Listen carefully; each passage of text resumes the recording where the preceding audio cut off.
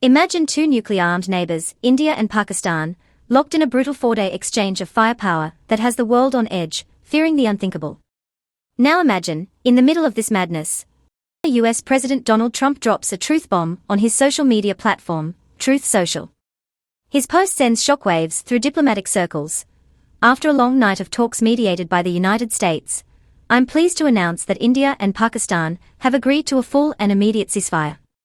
Congratulations to both countries on using common sense and great intelligence. Common sense. Those are his exact words. For once, you might actually agree with him. Because this entire war, this mini-conflict, this 4-day geopolitical circus, was a masterclass in recklessness, ego, and utter strategic failure, especially for India. So what did India gain from this so-called operation? Spoiler alert, absolutely nothing. Zilch. Nada. No territory gained. No strategic objectives accomplished. The only thing India walked away with was a black eye on the global stage, and a temporary sugar high for Modi's ruling BJP. They managed to fire up their base with nationalism, Islamophobia, and anti-Pakistan propaganda. But like a cheap firecracker on Diwali, that burst of excitement burned out quickly. Because the fallout, the actual consequences, are only just beginning to settle. And make no mistake, this will go down as one of the most humiliating episodes in modern Indian history. Let's break it down. On paper, India has one of the largest and best-funded militaries in the world.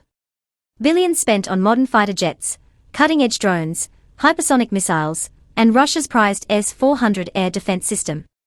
In practice, Pakistan turned India's high-tech arsenal into glorified target practice.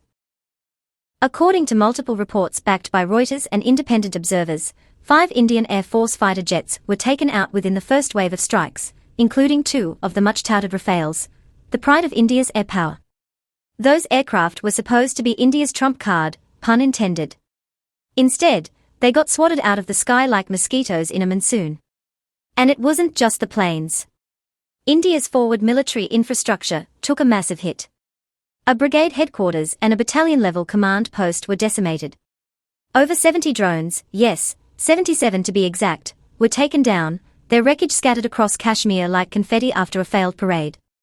And then, the S-400 happened. Or rather, it didn't. This $1.5 billion Russian air defense system was supposed to be a game-changer. It was supposed to make Indian skies impenetrable. Instead, it sat there like an overpriced paperweight, unable to stop Pakistan's precision strikes. Think of it like buying a Ferrari to win a race and losing to a scooter with a nail gun strapped to it. That's what happened here. And that's not hyperbole, that's a national embarrassment. By the early hours of May 10, India's air superiority in the northern sector was reduced to nothing. Dangiri's artillery positions were obliterated. The field supply depot in Uri was turned into a crater. Udhampur Air Base. Gone. The BrahMos missile site in Nagrota. Wiped clean. Pithankot Airfield. Neutralized. Another BrahMos depot in Bees. Reduced to rubble. Airfield Adam and a secondary base were both knocked offline. This was no border skirmish. This was a strategic meltdown. India's forward command was paralyzed. Their missile systems offline. Their high-tech toys reduced to twisted metal. Pakistan could have kept going. They had air superiority, ground momentum, and the element of surprise. But instead of pressing their advantage, they pulled back. Why? Because they had already made their point. India's defenses were shattered, and continuing would have escalated the conflict beyond control. This wasn't restraint out of weakness, it was restraint out of strength. A calculated choice to show that Pakistan could hurt India, and badly, but chose not to humiliate it further. Enter Donald Trump and the United States, stepping in with a ceasefire announcement that many believe saved India from a total military rout.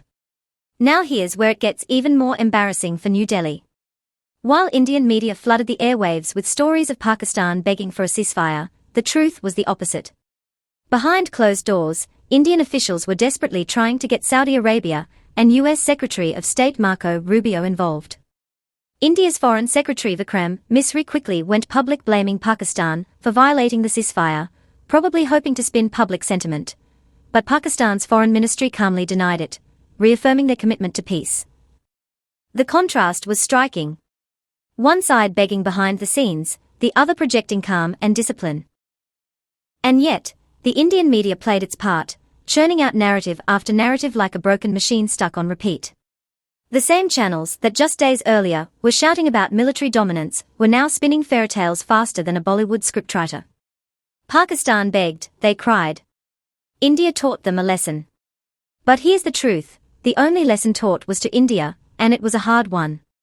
The world watched as a so-called superpower was humbled by a smaller, less wealthy neighbor. And India's credibility, both militarily and diplomatically, took a massive hit. Let's talk economics. In just 48 hours of fighting, India's stock market lost over $83 billion in value. That's not some abstract number. That's retirement savings, small business capital, and international investor confidence vanishing into thin air. France and Israel, India's major arms suppliers, are now reportedly reviewing their defense contracts. Why? Because it turns out their shiny equipment, including the Rafales and Harp drones, didn't perform as advertised. They got decimated by a country India routinely mocks as cash-strapped. That's not just a loss, that's humiliation with interest. And if that wasn't enough, the IMF approved a fresh loan tranche for Pakistan right in the middle of the crisis. It was like the global financial community giving India the diplomatic middle finger. While India tried convincing the world that Pakistan was harboring terrorists, the global financial institutions were like, yeah, we'll take their paperwork, thanks. You can't buy that kind of embarrassment, it has to be earned. Now let's dig deeper. Because beyond the missiles and media lies something even more painful, the intangible damage.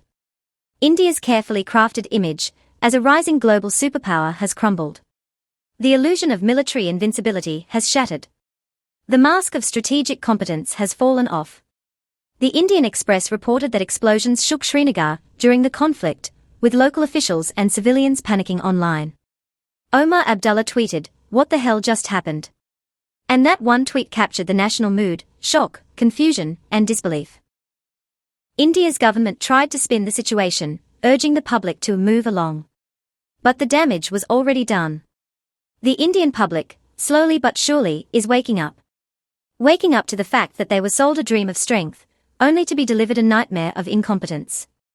And Modi, once hailed as the Iron Man of India, is now looking more like a paper tiger caught in a storm. Internationally, the laughter hasn't stopped. Analysts from Washington to Brussels are quietly mocking India's blunder. The Washington Post noted on May 11 that the US brokered ceasefire came after 4 days of rising escalation and mixed signals from Washington. Mixed signals. That's putting it mildly. India misread every diplomatic cue, miscalculated Pakistan's capabilities, and tripped over its own ego. This wasn't miscommunication. It was a strategic faceplant. The harsh truth is that India walked into this with swagger and walked out with a limp. They expected a quick, glorious operation to bolster domestic support before elections. What they got was a full-blown international embarrassment. And the BJP's temporary boost from nationalist fervor is already fizzling out. You can't run a country on hate-fueled rallies forever. At some point, the people demand results, not rhetoric. The psychological toll on India's military and political establishment is immense. Senior officers are reportedly furious behind the scenes. The rank and file are demoralized. Questions are being raised about procurement, training, intelligence, and leadership. This isn't just a military failure. It's an institutional crisis. And India's allies, especially in the West, are beginning to question whether New Delhi is as reliable a partner as they once believed. Meanwhile, Pakistan is walking away from this with its head held high. They took on a larger adversary, inflicted real damage, showed diplomatic maturity, and walked away with global recognition.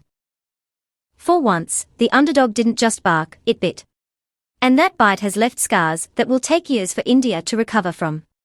So where does this leave us?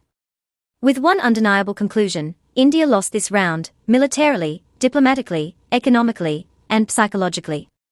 The real tragedy. It didn't have to be this way. Cooler heads could have prevailed. Dialogue could have been pursued. But ego, nationalism, and political calculation pushed India into a corner, and the price for that arrogance has now been paid in full.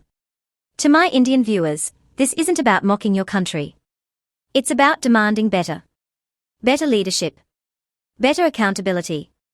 Better truth. You deserve more than propaganda and pyrotechnics. You deserve the truth.